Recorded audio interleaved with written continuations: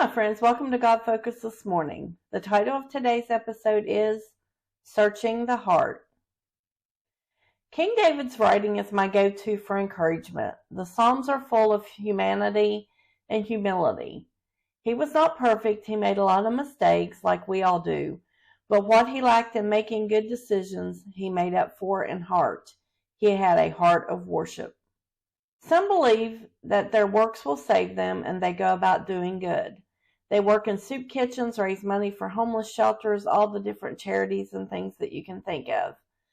And it's nice to do all sorts of things like this. Some are called to that work by God. Others are called to work in nursing homes and take care of our elders.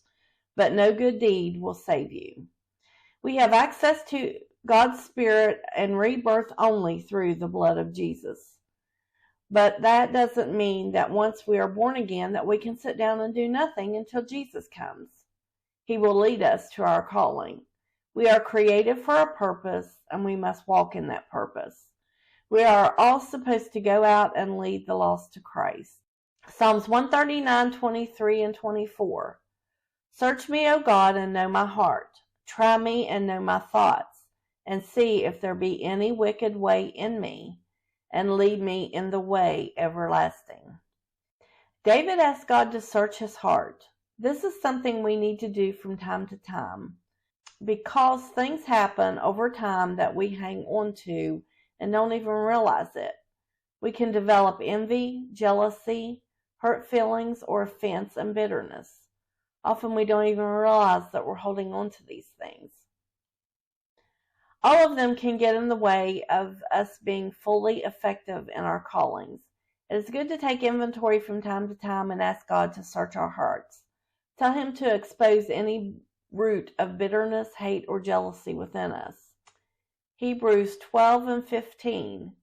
Looking diligently, lest any man fail of the grace of God, lest any root of bitterness springing up trouble you, and thereby many be defiled.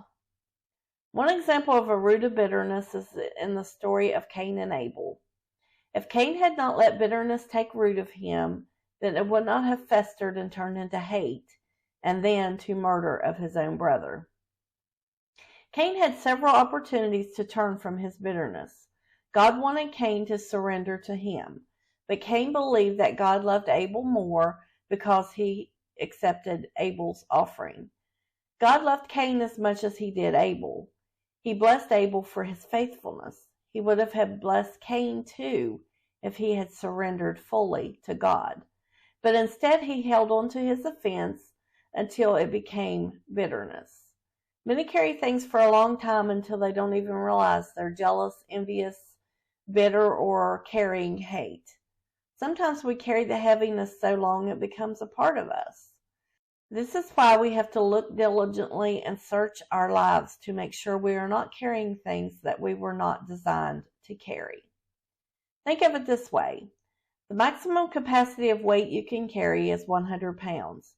If you are carrying 40 pounds of bitterness and 30 pounds of jealousy, you only have 30 pounds of capacity left to carry everything else. Your joy, your responsibilities of everyday life, your family obligations, and last but not least, your calling of God. But if we can get rid of the bitterness and the jealousy, that leaves more room to carry the good things. There are things that God wishes to give us, but our hands are not open to receive. Our hands are full of all these things that we need to release to Him. Many need to release man's religion to make room for God's plan and relationship. We need to ask God to empty our lives of anything that is not pleasing to Him, so He can fill us to capacity with His love and His light. Sickness can be caused by a lot of things. However, it is often caused by a physical manifestation of what's inside, our pain and our bitterness. These emotions can be powerful and will make us sick if we cannot learn to let them go. Bitterness, like unforgiveness, keeps us tied to a situation. Being bitter and angry can have a long-term effect on our health. And when God tells us to put away bitterness, anger, and unforgiveness, it is for our own good. This is where we have to ask God to give us strength and power to lay down what is potentially harming us. I often pray, empty me of me and fill me with more of you. As we walk in the fruit of the Spirit and not in our flesh, we will find true freedom if we allow God to search our heart. Thanks for watching. Until next time, be bold, be brave, and keep your God focus. Like, share, and subscribe for more encouragement. Have a wonderful day.